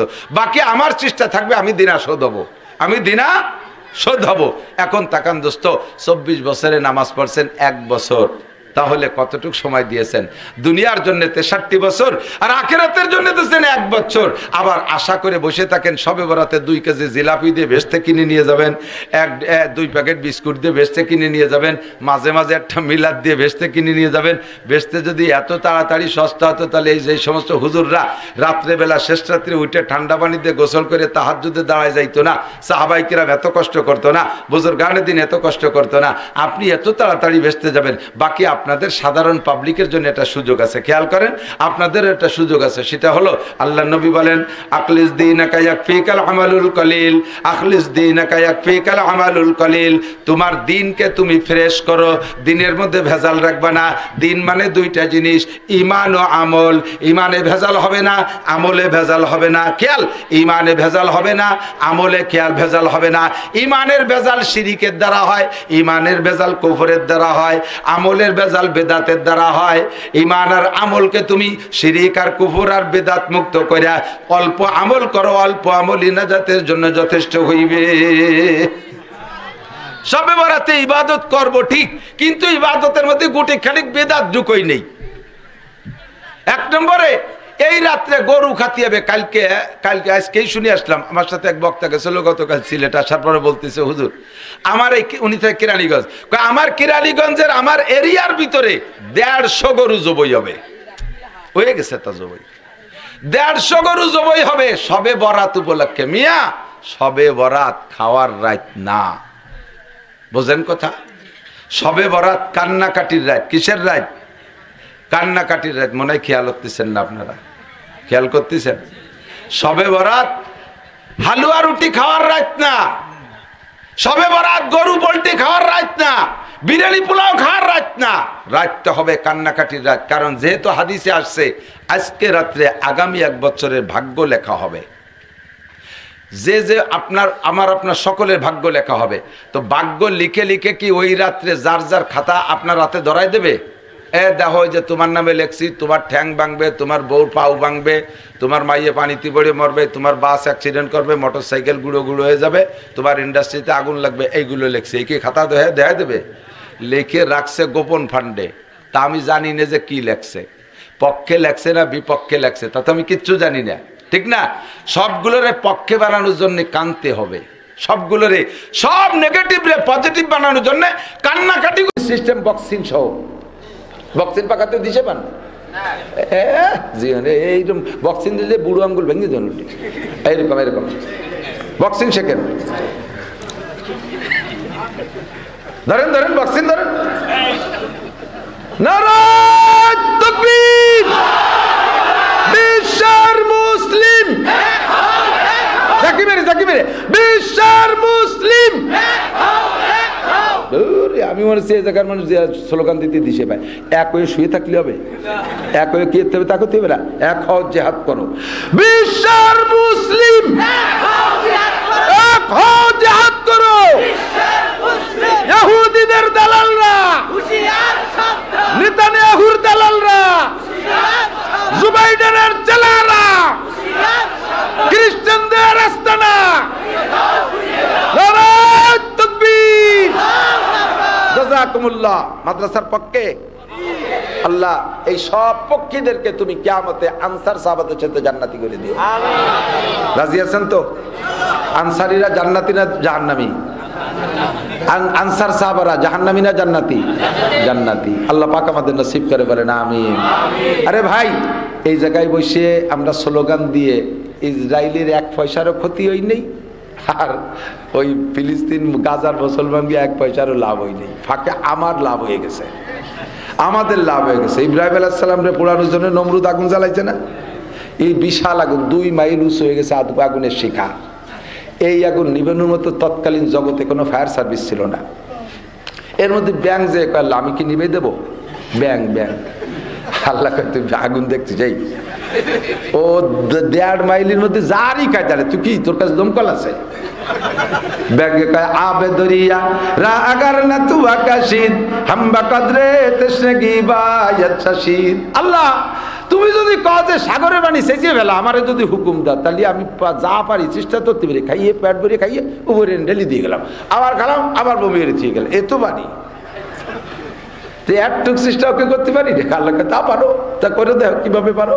ও সাগরেতে পানি খাইয়া কিছুক্ষণ অপেক্ষা করছে, ফ্যাটের মধ্যে যখন পানি পেশাব হয়ে গেছে, দূরিত্বে জাম করে 3 বার পেশাব করে দিয়েছে। ব্যাঙ্গের পেশাব কি 1.5 মাইল দূরে যায়নি? ও আগুনের 1 মাইলের মধ্যে যার কায়দা নেই, 1 দাঁড়া পরে যাইয়ে তো পেশাব পড়ে গেছে। নমরুদিরও 1 পয়সার ক্ষতি হয় নাই, ইব্রাহিম আলাইহিস সালামের 1 পয়সার উপকার হয় নাই। ফাঁকে ব্যাংকটা এতটুকু সমর্থন করার কারণে তার দাম বেড়ে গেছে। আল্লাহ কয়, ব্যাংক তুই আমার ইব্রাহিমের পক্ষে স্লোগান দিছিস, তোরে 3টে পুরস্কার। 1 নম্বরে তোর পেশাবে কোনোদিন কম পড়বে না, তোর পেশাবে বরকত দিয়ে দিলাম। এক রাত্রি এক ব্যাংকের গায়ে 50 বার লাথি লাগলেও অট্টুক করে পেশাব করে। ওর সাথে কি পানির বোতল চাই?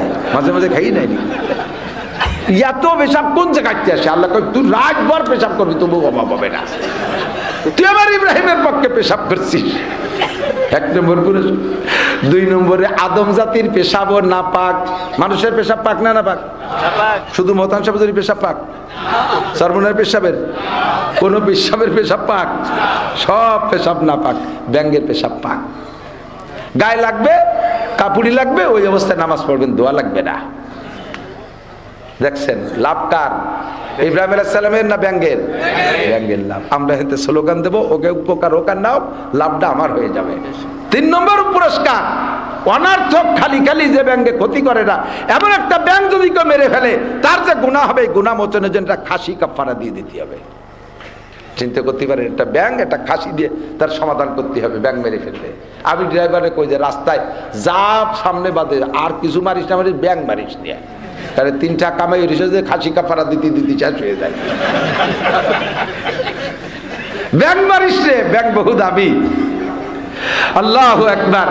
তা আমি কিছু পারি না পারি, কুওয়াতে নে কি নাদারি বদমাকুন বরবজুদে খুদসে তামবে হদমাকুন। নেকি করতে পারি না পারি, কমপক্ষে গুনাহ যেন না করি। কতক্ষণ মাদ্রাসার উপকার করতে পারি না পারি, ক্ষতির জন্য বিপক্ষে একটা কথাও বলবেন না। পাহাড়, সৌদি আরব যারা গেছেন তারা দেখছেন পাথরের পাহাড়। বাংলাদেশের পাহাড় তো মাটি পাহাড়, সৌদি আরবে পাথরের পাহাড়। বড় পাহাড়ের পাশে জুড়ো জুড়ো পাহাড় আছে না, পাথর আছে না, ছোট ছোট পাথর। এখন বিশাল পাথর পাহাড়েরটা এরকম শীতে দেখতে দেখতে যাচ্ছেন, উড়ি বাবা কত উঁচু, আবার 8 রয়েছে, নিচে যে এই সাইজটা পড়ে রয়েছে তা খেয়াল নাই। ওর এক কানের সাথে হোঁচট খাইয়ে বুড়ি আঙ্গুলি নখ উল্টে গেছে। এখন আপনি পাহাড়ের পর রাগিয়ে গেছেন, শয়তান পাহাড়, তুই এই জায়গায় আসিস বিদায় ছোট পাথর গুড়ায় রাখ, আমি বাংলাদেশের থেকে আসি, তোরে আমি ভেঙে ফেলাই দেবো। বাংলাদেশের থেকে মাটির ডেলা নিয়ে গেছে, ফিরে বেড়াইছে, মাটির ডেলা কোরস ভরে ব্যাগ ভরে নিয়ে পাহাড়ে গায়ে চুরু হচ্ছে, ভেঙে ফেলাই দেবো। তো বাংলাদেশের মাটি ডেলার গাইতি ডেলা কইতো কয়টা ঢিল, এর আঘাতে কি ওই পাহাড় ভাঙবে? কি ভাঙবে? ডেলা গুলো গুলো হয়ে যাবে, ঠিক কি ঠিক না? ও দোস্ত, মসজিদ মাদ্রাসা এগুলো পাথরের পাহাড়, এর নিচে তালবে আলিমকে ছোট পাথর ঘুরতেছে। আটা দেশেন, পায়ে লেগে গেছে, একটু হোঁচট খাইছেন, থাপ্পড় একটা মারি দিয়েছেন, আপনি পাথরের পাহাড়ে ঢিল মারছেন। যে ঢিল মারবেন ওই ঢিল ভাঙবে। বিপক্ষে 2 কলম লিখবেন, হাত কান প্যারালাইছে, তো এরকম জুলি বেড়া দিবে। মরার 10 বছর আগের জুলি বেড়া কি হয়েছে, এগেনস্টে দরখাস্ত লেখছিল। মরার 10 বছর আগে বড় চোখ খোলা রয়েছে, কিচ্ছু দেখে না, সব লেস পেস শেষ, চোখে দেখে না। কি হয়েছে? মাদ্রাসার দিক বেকা নজরে তাকাতো, মাদ্রাসা বানাইছে, দেখাইছে, চোখ কাজ করে তাকাইছে, তো চোখের ডেলা শেষ। বিপক্ষে একমাত্রবার আর একমাত্রবার বাড়ি ক্রিমিনালিতে আটে যাবি, তোর পাও প্যারালাইসিস করে পঙ্গু বানায় বসাই দেবো।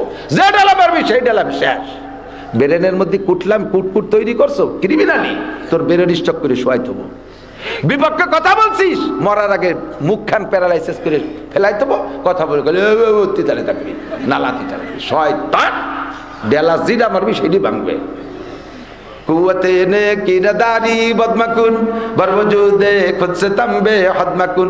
পারলে কিছু উপকার করেন, না পারলে ক্ষতি করেন না, ক্ষতির মধ্যে পড়ে যাবেন। কতক্ষণ লা তাজরিমুনা ওয়া লা তুজলামুন। কষ্ট হচ্ছে? আমি কি একেবারেই খারাপ কথা করছি নাকি? আমি তো আমার গতিতে, আসলে আমি দেখছি, আল্লাহু আকবার, লক্ষ্য করেন এদিক তাকান, আমি আয়াত পড়ছি কিন্তু অন্যতা। একদল কমিটি যাই কমি মাদ্রাসার হুজুররা সৌজন্যে আয়াত কান ভরিয়ে ওয়াজ করে বেড়ে অন্য জায়গায় দিয়ে। আমি দেখেছি যেদিন ওয়াজ আমি নিজের পক্ষ থেকে সাজাই দিয়ে এই কব, সেদিন আমার কথায় তাল আসে না। আমি দেখেছি যে এলাকায় যেটা আমি আয়াত পড়ছি একটা, আই সে যায় অন্য কিছু। আমি ওদিন বুঝি এটা ওয়াজ মিনাল্লাহ, আজকে রোজা আল্লাহর পক্ষ থেকে আসছে বলে মনে করি। কাজেই আমি ওই আয়াতের আয়াত পড়া রয়েছে যে আল্লাহ বলছিল আর একদিন এসে কব, একেবারে বলবো না, তারা তর্জমা একটু বলবো, আপনাদের কষ্ট হচ্ছে?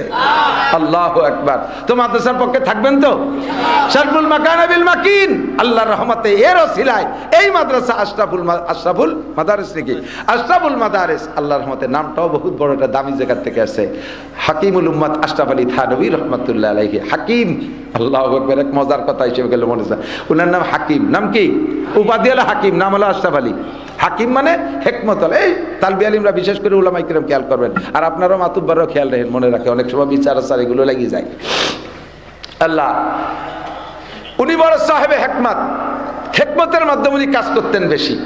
উনি ফতোয়া দেন উনার এলাকায়, উনি তো বড় মুফতিও, শত শত ফতোয়া প্রত্যেক দিন দিতেন।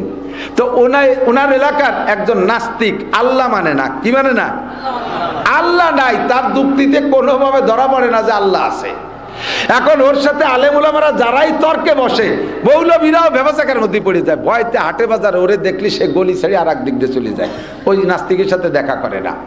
তখন একদিন এক মৌলবী সাহেব হিম্মত করে ওনার সাথে সাক্ষাৎ করছে, মে ভাই, তোমার জ্বালায় আমরা হুজুররা হাটে আসাই ছাড়ান দিছি, তুমি আল্লাহরে খুঁজে পাও না, তুমি একটু আশরাফ আলী থানভীর কাছে যাও, ওনার কাছে গেলে আল্লাহরে পাবা। এখন ওকে ঠিক আছে যাই, এই দেশের সব মৌলবীরে হারাই দিছি, এবার লাস্টে আশরাফ আলী থানভী আছে। আল্লাহ না, পাবো না, দোয়া করে দেয় এখনই। ওই যে লোকজন ওটা উঠিয়ে পেশাব আছে না, পেশাব আছে, পেশাব এক আঙ্গুল দেখাবেন পেশাব আসলে, তাহলে বুঝবো যে আপনার পেশাব আছে। আমি বুঝবো যে মাদ্রাসায় 1000 টাকা দেবেন, আপনি 1000 টাকা দিয়ে যে পেশাবখানায় যে পেশাব করে শুয়ে থাকেন, আমরা ডাইয়ে উঠবো না ইনশাআল্লাহ। মিথ্যে কথা আঙ্গুল দেখালে ডায়াবেটিস হবে। আল্লাহ সবাইরে সুস্থ রাখুক, আমিন। সবাইরে সুস্থ রাখুক, বলেন আমিন। তো থানভী রহমাতুল্লাহ আলাইহির কাছে ও কাছে যাচ্ছি, তা সারা হিন্দুস্তানের সব মৌলবীরে কাঁপাই দিছি, এক মৌলবী আশরাফ আলী ওটারে হারাই দিতে পারলে এবার আল্লাহ নাই প্রমাণ হবে। গেছে থানভী রহমাতুল্লাহ আলাইহির ওখানে, যে দেখে যে থানভী রহমাতুল্লাহ মাথায় পাগড়ি দেয়া, আশরাফ আলী থানভী মাথায় পাগড়ি পরা, শুকনো মানুষ ছিলেন আমার মতো, কিন্তু পাগড়ি ছিল মাথায়, তো বড় পাগড়ি। যাইয়েই দেখে, হ্যাঁ মৌলবী, মাথায় এত বড় খেতা বাঁধছো কে? এতে মাথা গরম হয়ে যায়, মাথা ইট হয়ে দেখলো। থানভী রহমাতুল্লাহ টের পাইছে যে এই সেই নাস্তিকের কাপড় খা পাবলিক। আমি পাগড়ি বাঁধছি, আমার মাথা গরম হবে, তোমার কি? পাগড়ি বাঁধলে মাথা গরম হয়, তোর মাথা তো বাড়ি শোনা। হ্যাঁ, ও তো আল্লাহ মানে না। প্রাকৃতিক বাতাসে, প্রকৃতির বাতাসে, প্রকৃতির চুল আমার মাথায়, এই চুলে বাতাস লাগে, মাথায় এয়ার কন্ডিশন ঠান্ডা থাকে। তোমরা মৌলবীরা মাথায় পাগড়ি বাঁধো, তোমাকে মাথা সবসময় গরম তাই। থানভী রহমাতুল্লাহ বলতেছেন, আমি এই জায়গায় বসে ফতোয়া দেই, পুরো ভারতবর্ষের সব ফতোয়া দেই, তা যত ফতোয়া দিছি তার ভিতরে তালাকের ফতোয়া বেশি দেই। তো এই পর্যন্ত যত তালাকের ফতোয়া দিছি, আমার একটা মৌলবীর বউ তালাকের ফতোয়া আমি দেই নেই। আর কেউ বউ তালাক ঠান্ডা মাথায় দেয় না, মাথা গরম হলেই বউ তালাক দেয়। কতক্ষণ না কে ঠান্ডা মাথায় কেউ তালাক দেয়? মাথা গরম হবে, এরপরে বউরে মারবে, গালাগালি করবে, ছাগলের ঠ্যাং ধরে টানি ছিঁড়ে বেলা দেবে, বিলেটের কমজে কাটি বেলা দেবে, শোকেশ রাত্রিতে বাড়ি বেলা দেবে, বাচ্চার হাড়ি ধরে বাড়ি চালি বেলা দেবে, ডাউলির গামলা ধরে বোর মাথা ঢেলে দেবে। এরপরে তালাক দেওয়া শুরু হবে, বউ তালাক, বোর মা তালাক, এলাকা ধরে তালাক, লাস্টে হুজুরও তালাক। এই হলো তালাকের নিয়ম। এত মাথা গরম নালি কেউ বউ তালাক দেয় না। আর আমি এখানে যত তালাক লেখছি, খাতা দেখ দেখ, একটা আমার মৌলবীকে বউ তালাকের ফতোয়া আমি লেখি নেই। সব তোকে মতো এয়ার কন্ডিশন গরম হয়ে যায়, বউ তালাক দিয়ে আসিস, তারপরে ফতোয়া দিই। পাগড়িতে মাথা গরম হয় না, তোকে এয়ার কন্ডিশন এমনি গরম হয়ে যায়। কবিস কথা, তুই পাগড়ির দোষ দিচ্ছিস, কি জন্য আসছিস তাই কয়, যে কি জন্য আসছিস তা পরে বলবো, আগে তুমি পাগড়ি বান্ধবকে তাই কও। এখন থানভী রহমাতুল্লাহ পাগড়ি আমি কেন বান্ধি এটা আমি বলবো না, এতর বউ আমার চেয়ে ভালো জানে। আবার গরম হয়ে গেছে, মৌলবী থানভী, তুমি আমার বউর সাথে কবে লাইন করছো? তুমি আমার বউরে কে রেছেন? থানভী কয়, দেখছিস তোর এয়ার কন্ডিশন হিট হয়ে গেছে, আমার পাগড়ি গরম হই নেই। যা তুই তোর বউর কাছে শুনিয়ে। ওই জায়গা থেকে রাগে রাগে পথ করতে গেছে, বউরে তো তালাক দেবেই, মারবে, পিটবে, যাই গ্রাম্য ভাষায় মোটা মোটা 7-8 কান 10 কান বোমার মতো মারিয়ে দিয়ে, তুই থানভীরে চিনিস কি করে, থানভী তোর সাথে প্রেম করলো কবে, এই করে রাগারাগি বাঁধেছে। মহিলা আবার দিনদার ছিল, সে গোপনে গোপনে নাস্তিক স্বামীর ঘর করে, অথচ ভিতরে ভিতরে থানভী রহমাতুল্লাহের বই পুস্তক পড়ে, গোপনে গোপনে হুজুরি মুড়ি। এই জন্য ওর স্ত্রীও, মানে থানভীও জানে যে ওর স্ত্রী আমার সম্পর্কে জানে, এই জন্যই পাঠাই দিয়েছে। যে তুমি এরকম তুই থানবীর সাথে প্রেম করলি কবে? এমন কইছে তোমার এয়ার কন্ডিশন আমার হুজুরির দ্বারে গরম হয়ে গেছে, তুমি আর আকাম করতে জায়গা। والصلاة والسلام على من لا نبي بعده أما بعد فأعوذ بالله من الشيطان الرجيم بسم الله الرحمن الرحيم يا أيها الذين آمنوا اتقوا الله حق تقاته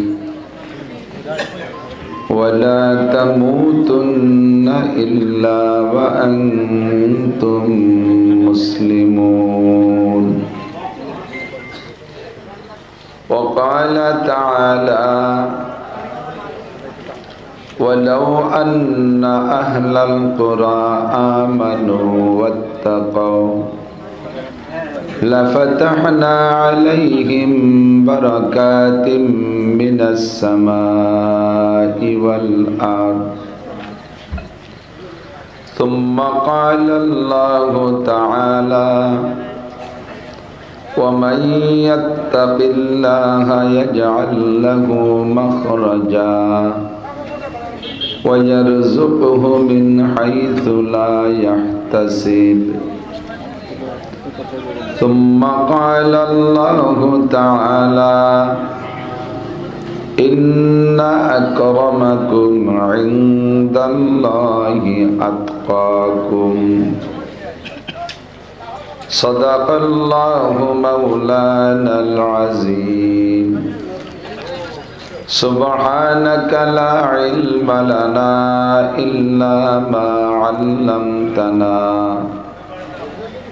إنك أنت العليم الحكيم جزى الله عنا محمدا ما هو أهله سبحان الله وبحمده سبحان الله العظيم رب اشرح لي صدري ويسر لي أمري واحلل عقدة من لساني يفقه قولي رب زدني علما اللهم بارك لنا في رجب وشعبان وبلغنا رمضان اللهم أرنا الحق حقا وارزقنا اتباعه وأرنا الباطل باطلا وارزقنا اجتنابه সকলে বলি আমিন। একটু দুরূদ শরীফ পড়ে নেই। আল্লাহুম্মা সাল্লি আলা মুহাম্মাদিন ওয়া আলা আলি মুহাম্মাদ কামা সাল্লাইতা আলা ইব্রাহিম ওয়া আলা আলি ইব্রাহিম ইন্নাকা হামিদুম মাজিদ। اللهم بارك على محمد وعلى آل محمد كما باركت على إبراهيم وعلى آل إبراهيم إنك حميد مجيد। ঐতিহ্যবাহী আশরাফুল মাদারিস আশরাফ নগর নারায়ণপুর শার্শা যশোর বাংলাদেশের উদ্যোগে আয়োজিত বার্ষিক ওয়াজ মাহফিল, অধ্যকার মাহফিলের সম্মানিত সভাপতি এ মাদ্রাসার সুযোগ্য সুদক্ষ মোহতামিম সাহেব হুজুর হযরতুল আল্লাম হযরত মাওলানা আবু আহমদ সাইফুদ্দিন হাফিজাহুল্লাহ, এতক্ষণ পর্যন্ত বয়ান করেছেন আহলে হক উলামায়ে কেরাম মুহাদ্দিসিনে কেরাম। মোটামুটি শীতের রাত্রে রজব মাসের প্রায় শেষ দিক চলে আসছি। এই মাদ্রাসার প্রাঙ্গণে জান্নাতের বাগানে আল্লাহ পাক রব্বুল আলামিন এই অঞ্চলের হাজারো লাখো মানুষের মধ্য থেকে বাছাই ছাঁটাই করে আমাদেরকে এখানে বসার জন্য যোগ্য মনে করে ডেকে নিয়ে আসছেন। শুকর আদায় করি আলহামদুলিল্লাহ। আপনারা বড় ভাগ্যবান যা এখানে আলহামদুলিল্লাহ যোগ্য মানুষ মুহতামিম শাহ হুজুরকে পেয়েছেন। আমাদের দেশের সুসন্তান, মাদ্রাসার কর্ণধর, নিজে কসরে নফস করবেনই, এটাই উলামায়ে কিরামদের শান। দুনিয়াদারদের শান হলো ইউহিব্বুনা ইউহমাদু বিমা লাম ইয়াফআলু, কিছু না করেও প্রশংসা চায়, কিছু করে না তারপরও আইসা বড় বড় মিটিং করে আমরা এটা করেছি, ওটা করেছি, সেটা করেছি, সামনে সুযোগ দেন, দেখেন কি করে ছেড়ে দিয়ে রাস্তা কেটে খাল বানায় দেবো, 12 মাস কাল নৌকো চালাই বেড়াতে পারবেন, আসমান ভেঙে জমিনি নামাবো, লাঠির মধ্যে মুগুর ভরবো, ঠিক না? শুধু গল্প মানে উলামায়ে কিরাম কিছু কইরেও কইতে চায় না। আমরা তো চোখের সামনে দেখি, ঠিক না? আরবিতে একটা প্রবাদ আছে, শরফুল মাকান বিল মাকিন। আমি মাঝে মাঝে বলে থাকি, ইউটিউবে তো সব ওয়াজই আপনাদের কাছে পৌঁছে গেছে, শুনলে আমার ওয়াজ আমি সাধ্য অনুযায়ী খেয়াল করি যে জনগণের সমসাময়িক প্রয়োজন কি, সমস্যা কোথায়, সেগুলো সমাধান নিয়ে আলোচনা করার চেষ্টা করি। বাকি আমার বাচন ভঙ্গি এমন, আল্লাহে আমি মানুষকে হাসানোর উদ্দেশ্যে বলি না, আমার বংশীয় দ্বারা, আমার গোষ্ঠীর যে কোনো পাবলিকের সাথে কথা বললে আপনি দেখবেন যে এরকম রস, এটা ধারাবাহিক অনেক আগের থেকে বয়ে আসছে। বাকি আমার হাসানো মাকসাদ না, আমার বাচন ভঙ্গি এরকম, ইচ্ছা করি যে সমসাময়িক সমস্যা কোথায় সেগুলো নিয়ে আলোচনা করার। তার সব ওয়াজি আলহামদুলিল্লাহ ইউটিউবের ভিতরে চলে আসছে। মুরব্বীরা নিষেধ করে কেউ কেউ, আবার কেউ কেউ সমর্থন করে ইউটিউব, কারণ মানুষের সময় তো যে কোনোভাবে কাটাই নিচ্ছে। তো যদি ইউটিউবে আমাদের দু একটা বয়ান শুনতে পায়, এগুলো শুনতে শুনতেও কাটায়। একসময় মানুষ যথেষ্ট গান শুনতো, জারি যাত্রা, করসা, গাজীর গান, গুণযাত্রা, বিচার গান, এ গান, অবিচার গান, কত গান ছিল না আগে, এখন সে গানগুলো নেই। এখন যুবকরা মাশাআল্লাহ উলামায়ে কেরামের বয়ান কানে হেডফোন দিয়ে শুনতে থাকে। তো তার দ্বারা 100% পরিবর্তন না হলেও 1% হলেও তো হোক, এই সুবিধার্থে সুযোগে উলামায়ে কেরাম অনেকেই অনুমতি দেন। তো শুনে থাকবেন আমাদের সব ওয়াজ। আমি বলে থাকি শরফুল মাকান বিল মাকিন, অবস্থানকারীর কারণে অবস্থানের দাম বাড়ে ও কমে। আপনাদের নারায়ণপুর নাম রাখা হয়েছে আশরাফনগর, আশরাফুল উলুম মাদ্রাসার বদৌলতে আশরাফনগর। আর আমার গ্রামের নাম হলো সুলতান শাহী, এটা মৌলিক নামই, অনেক বছর আগের থেকে, প্রায় 1000 বছর আগের থেকে চলে আসতেছে আমার গ্রামের নাম সুলতান শাহী। আমার মাদ্রাসার নাম সুলতানুল উলুম। আমার পিসাব হুজুর চট্টগ্রামের নানুপুরি হুজুর রহমতুল্লাহ আলাইহি, সুলতান আহমদ নানুপুরি হুজুর আমার মাদ্রাসার প্রতিষ্ঠাতা। হুজুরের নাম আর আমার গ্রামের নামে একই নাম, সুলতান শাহী, সুলতানুল উলুম। পাশে আর একটা গ্রাম আছে ঘোড়াদাইর, দুইটা মিলে সুলতান শাহী, ঘোড়াদাইর, সুলতানুল উলুম। বাংলাদেশেরই গ্রাম সুলতান শাহী। কে চেনেন, কে চিনত? আমার গ্রাম থেকে 5-6 গ্রাম দূরে যাই আমার গ্রামের, আমার কাছে জিজ্ঞেস করতো, হুজুর আপনার বাড়ি কোথায়? তা আমি যদি বলি যে আমার বাড়ি সুলতান শাহী, খানিক জিম ধরে সুলতান শাহী রাজশাহীর পাশে নাকি, সাহিত্যি মিলিয়ে গেছে, তাই সুলতান শাহী আর রাজশাহী হচ্ছে। কোথায় সুলতান শাহী, কোথায় রাজশাহী? তো আমার গ্রামের নাম এখন বাংলাদেশের সব জায়গায় পৌঁছে গেছে, অন্য কোনো কারণও নয়। আমার গ্রামে একটা মাদ্রাসা আছে, আমি বিশ্বাস করি সে ওসিলা আল্লাহ তাআলা পৌঁছিয়ে দিয়েছে। আপনাদের নারায়ণপুর, আপনাদের এখন আশরাফনগর, আশরাফুল উলুম মাদ্রাসার ওসিলায় ধন্য এবং দামি। এ গ্রামে এমপি থাকতে পারে, মন্ত্রী থাকতে পারে, চেয়ারম্যান থাকতে পারে, মেম্বার থাকতে পারে, ডাক্তার থাকতে পারে, ইঞ্জিনিয়ার থাকতে পারে, প্রাইমারিতে অবশ্যই আশা করি আছে, KG, kindergarten, high school, college, বিশ্ববিদ্যালয়, যত যা কিছু জেনারেল জাগতিক প্রতিষ্ঠান আর জাগতিক স্বনামধন্য ব্যক্তি থাকুক না কেন, কাহারও কারণে কাহারও মাধ্যমে এই গ্রামটা অত সুদূর প্রসারী হবে না যতটা দ্রুত গতিতে সুদূর প্রসারী হবে এই মাদ্রাসার কারণে। বিশ্বাস করবেন না? কমপক্ষে আগে না হলেও আজকে দেখছেন যে কত টাওয়ার দাঁড়ায় রয়েছে। এখনই এই মুহূর্তে আমার শ্রোতা আমেরিকায় বসে বসে আমার বয়ান শুনতেছে, এখনই এই মুহূর্তে আমার শ্রোতা জাপানে বসে লাইভে ওয়াজ শুনতেছে, ফ্রান্স, ইটালি, অস্ট্রেলিয়া, বিশ্বের সব 7টা মহাদেশে আমার শ্রোতা এই মুহূর্তে আছে। কেউ ঘুম কামাই করে বসে আছে, কেউ কাজ কামাই করে বসে আছে, শুনতেছে। আর আমি 3-4 বার আশরাফনগর, নারায়ণপুর বলেছি, আজই এই মুহূর্তে আশরাফনগর আর নারায়ণপুর সারা পৃথিবীর গায়ে পৌঁছে গেছে। এর আগে তো কত কিছুই নারায়ণপুর ছিল, নারায়ণপুরে তো কোথাও পৌঁছাইতে পারে নাই। এই নাবারণের ভিতরেই তো সব জায়গার মানুষ নারায়ণপুর চেনে না, এরকম আছে না নাই? আজকে থেকে আরো মাদ্রাসা শুরু থেকে চিনছে। এর দামই হলো সরবুল মাকানে বিল মাকিন, অবস্থানকারীর কারণে অবস্থানের দাম বাড়ে আর কমে। অবস্থানকারী যদি ভালো হয় তাহলে ভালোভাবে পৌঁছায় দূর দূরান্তে, আর অবস্থানকারী যদি খারাপ হয় তাহলে খারাপ নামের সাথে পৌঁছায় না, তারা খারাপ নামের সাথে পৌঁছায়। কোনো গ্রামে 5,000 মানুষ বসবাস করে, ওই গ্রামে একটা লোক আছে ইন্টারন্যাশনাল চোর। ইন্টারন্যাশনাল চোর মানে সারা দেশে প্রসিদ্ধ। যে জায়গা চোর ধরা পড়ে পিটেন দিলি দেয় যে ওই গ্রামের নাম কয়।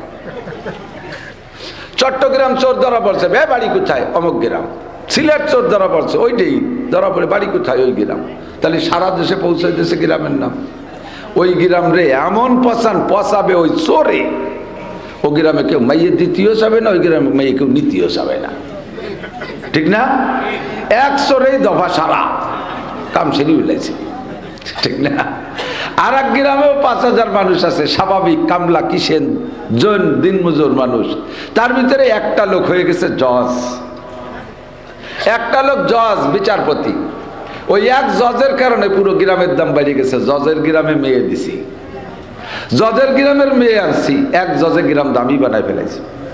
আমাদের গোপালগঞ্জে একটা গ্রাম গোপের ডাঙ্গা, মূল গ্রামের নাম কি? সে আদিকাল থেকে রেকর্ড পয়সায় গোপের ডাঙ্গা, জায়গাটা গোপের মতো নিচু জায়গা, নিতান্ত গরিব মানুষ। আমরা যখন গহরডাঙ্গা 92-তে পড়েছি তখন মাদ্রাসাতে এমনি অভাবী, লিল্লা বোর্ডিংয়ে 2 ওয়াক্তের খাবার, পান্তা পানি আমরাই খাই। এর ভিতরে গ্রামবাসী সেদিন পর্যন্ত মাদ্রাসার কাছে আসতো, ছাত্রদের কাছে। পাকিস্তান পিরিয়ডে মাদ্রাসা, সেই থেকেই আসতো ওই গ্রামবাসী হুজুরদের কাছে চাইতে পান্তা পানি চাইতে। তো সে সময় উর্দুতে যারা আসতো, পাঞ্জাব ওই পাকিস্তানির দেশে ছিল যারা গরিব গুরাবা, তারা এসে উর্দুতে বলতো, আগার কুছ হায় তো ভেজো, আগার কুছ হায় তো ভেজো, যদি পান্তা পানি কিছু থাকে তাহলে পাঠায় দাও, আমরা খাই। এত গরিব। সেই থেকে সেই গ্রামবাসীকে নাম কয় ভেজু, ওকে সবাই ভেজুই কয়। ওই ভেজো কয় তো, ভেজো মানে তো পাঠাও, সেই ভেজু হয়ে গেছে নাম। সেই গোপের ডাঙ্গা মুজাহিদে আজম আল্লামা শামসুল হক ফরিদপুরি রহমাতুল্লাহ আলাইহির ওসিলায় গহরডাঙ্গায় পরিণত হয়ে গেছে মাদ্রাসা। এখন গহরডাঙ্গা বিশ্বের কোনো দেশ নাই যে সে দেশে গহরডাঙ্গা মাদ্রাসার ছাত্ররা নাই। আল্লাহু আকবার। তো এর নাম হলো সরবুল মাকানে বিল মাকিন। যার ভিতরে ঢোকে তারই দামি বানায় দেয়। আমি উদাহরণে বলে থাকি, বছরে 365 রাত, কয়টা? 365 দিন, এগেনস্টে 365 রাত না? এই রাতগুলির ভিতরে আপনাদের কার কেমন কোন রাত পছন্দ হয় জানি না। আমার কাছে আকাশ পরিষ্কার থাকে চাঁদনি রাতগুলো ভালো লাগে। আপনাদের কাছে কেমন লাগে? অন্ধকার রাত ভালো লাগে না চাঁদনি রাত ভালো লাগে? এই বলে আপনার বসান আর জন্য এই 50,000 মানুষ বসে থাকবে, একটা সামনে উল্টো পাল্টা হলে ওয়াজের লাইন কেটে যায়। আল্লাহ, চাঁদনি রাত ভালো লাগে না? কত পার্সেন্ট মানুষের কাছে চাঁদনি রাত ভালো লাগে? কোন দিক? শতকরা 100ই।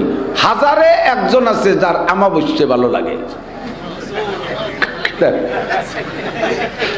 ওই লোকটার নাম কি?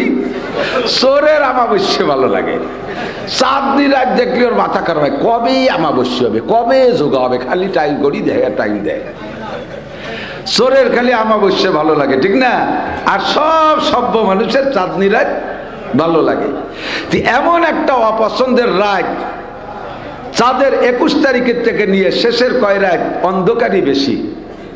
যদি 26 রমজান দিবাগত রাত হয় লাইলাতুল কদর, তাহলে গাঢ় অন্ধকার, সারাটা রাতই অন্ধকার।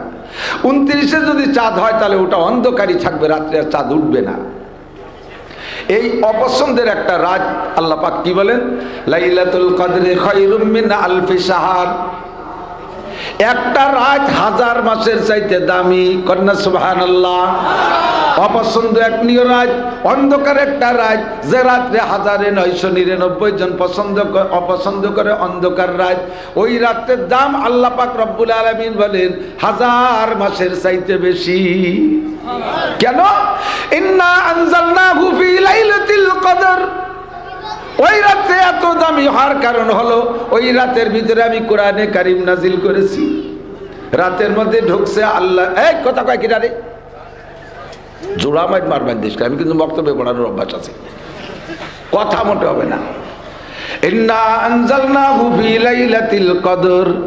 ওই রাতটার দাম বাড়ছে কি কারণে? ওই রাতের মধ্যে কি ঢুকছে? আল্লাহ কোরআন। 3টে বোতল নেন, 3টে বোতলে দিতাম, 3টে। এই একটা বোতলে পানি ফেলাই দিলি পরে এই একটা যে কেউ কিনবে? পানি ফেলাই দিলে 1 টাকা দিয়ে কেউ কিনবেন?